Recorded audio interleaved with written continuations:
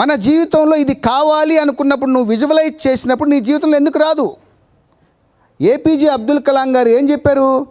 What ever you want in your life you should dream it. What is this dream? Dream అంటే మన నిద్రలో కలగనేదా? It's a visualisation. నీకేం కావాలో నీకు తెలియకుండా పక్కన అడుగుతూ ఉంటావు. నేను పరీక్షల్లో మార్కులు రావాలంటే ఏం చేయాలా? ఆల్ ఇండియా ఫస్ట్ ర్యాంక్ రావాలంటే ఏం రావాలా? నాకు ఉద్యోగం రావాలంటే ఏం చేయాలా? నేను ఏ బిజినెస్ చేయాలని పక్కన అడుగుతుంటాడు. అంటే వాడి జ్ఞానం నీకు అర్థమవుతుందా? నీ జ్ఞానం నీకు. You can take only information from the people. ఇతరుల దగ్గర నుంచి నువ్వు ఇన్ఫర్మేషన్ తీసుకోవచ్చు. ఒక పుస్తకం నుంచి ఇన్ఫర్మేషన్ తీసుకోవచ్చు. But ultimately you have to decide your self. నీ జీవితానికి నువ్వే డైరెక్టర్, నీ జీవితానికి నువ్వే ప్రొడ్యూసర్, నీ జీవితానికి నువ్వే actor. So law of attraction అనేది ప్రతి ఒక్కరి జీవితంలో అద్భుతంగా జరుగుతుంది. జరగట్లేదు అంటే అది నీలో పొరపాటు, యూనివర్స్లో కాదు.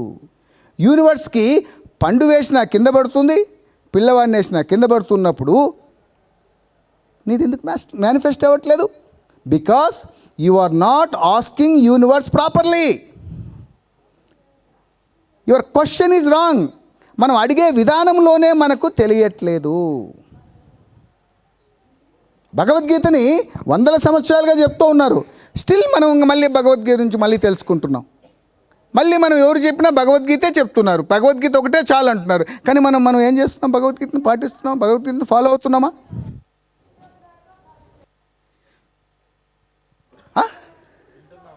వింటున్నాం, బట్ ఇంప్లిమెంటేషన్ చేయట్లా. We are not implementing in a proper way. We should implement, experiment.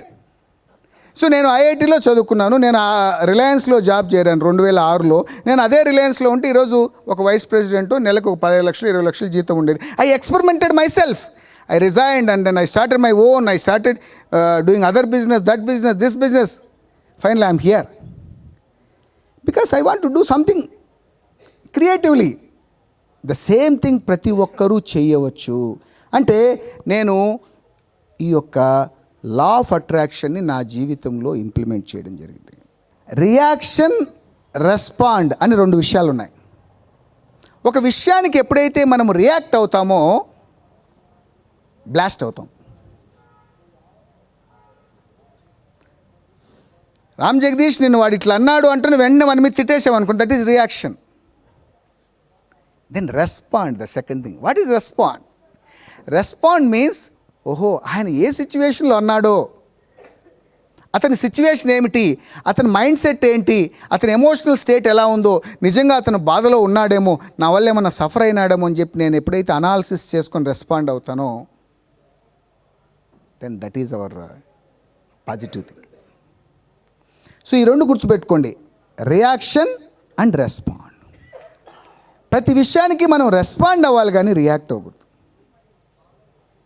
యాక్షన్కి reaction వచ్చినప్పుడు ఇన్బ్యాలెన్సింగ్ ఆఫ్ ఎనర్జీస్ వస్తాయి.